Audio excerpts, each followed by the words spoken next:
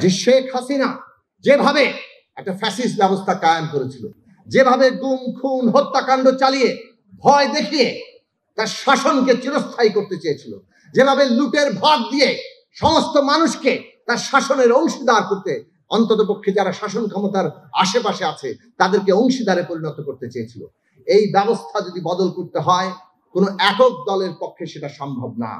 জনগণের বৃহত্তর ঐক্য ছাড়া এই ফ্যাসিস্ট ব্যবস্থার পতন হবে না। সে কারণে আদর্শিক পার্থক্য সত্ত্বেও যারাই গণতন্ত্রের সাথে লড়াই করতে চেয়েছেন, গণতন্ত্রের জন্য লড়াই করতে চেয়েছেন, বিএনপির মতো রাজনৈতিক দল সহ আমরা বৃহত্তর ঐক্যের উদ্যোগ নিয়েছিলাম। আমরা সেই বৃহত্তর ঐক্য তৈরি করেছি।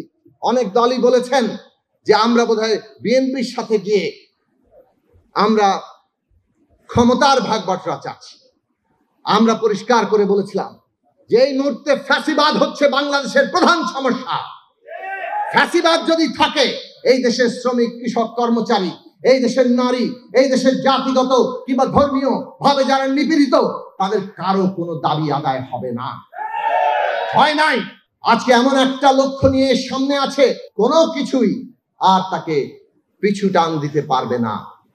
সেই পিছু টান যারা দেবে, যারা কোনো না কোনো ভাবে অন্য কোনো নামে কর্তৃত্ববাদী শাসন কায়েম করতে চাইবে, ফ্যাসিবাদী রাষ্ট্র কাঠামো তৈরি করতে চাইবে, তাদেরকে এই দেশের জনগণ আর গ্রহণ করবে না।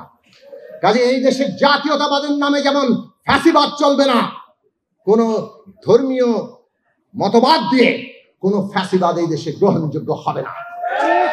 এইটা বাংলাদেশের মানুষ লক্ষ্য হিসাবে ঠিক করে ফেলেছে।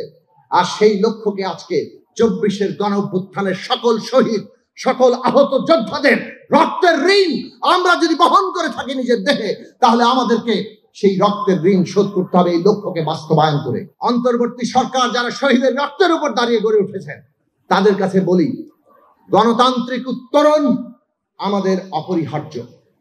আর সেই গণতান্ত্রিক উত্তরণের জন্য বিচার, সংস্কার, নির্বাচন সবকিছুই অপরিহার্য।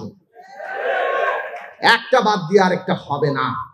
আমরা বিচার চাই এবং নির্বাচনের আগেই আমরা অন্তত পক্ষে এই বিচারের অন্তত প্রাথমিক অগ্রগতি দেখতে চাই। শহীদেরা কুরে কুরে সেই অপেক্ষা করছেন, তাদের পরিবাররা সেই অপেক্ষা করছে, আহত যোদ্ধারা সেই অপেক্ষা করছে। আমরা সংস্কার কাজকে এগিয়ে নিয়ে যাওয়ার জন্য অন্তর্বর্তী সরকারকে ধন্যবাদ জানাই। তারা ঐকমত্য কমিশন, তার আগে সংস্কার কমিশন করেছেন। আমরা ঐকমত্যে এসেছি। জুলাই জাতীয় সনদ সই হয়েছে। সবাই মিলে এত বড় ঘটা করে জাতীয় অনুষ্ঠানে আমরা যে সংস্কার সই করলাম, এই সংস্কার তো নির্বাচনের মধ্য দিয়েই সম্পন্ন হবে। জনগণের নির্বাচিত পার্লামেন্ট ছাড়া সংবিধান বদলে না। জনগণের নির্বাচিত পার্লামেন্ট ছাড়া কোনো সংস্কার স্থায়ী হয় না, টেকসই হয় না।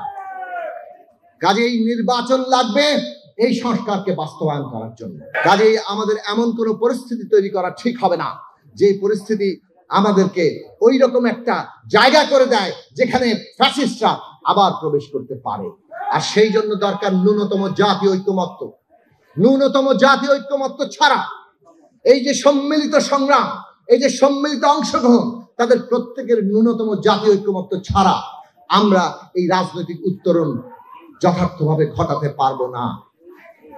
কাজেই অন্তর্বর্তী সরকারকে আমরা আহ্বান জানাবো, জুলাই জাতীয় সনদ যেভাবে স্বাক্ষর হয়েছে তাকে কার্যকর করার জন্য আপনারা এমন ভাবে উদ্যোগ গ্রহণ করেন যাতে রাজনৈতিক দলগুলোর মধ্যে কোনো বিরোধ না তৈরি হয়।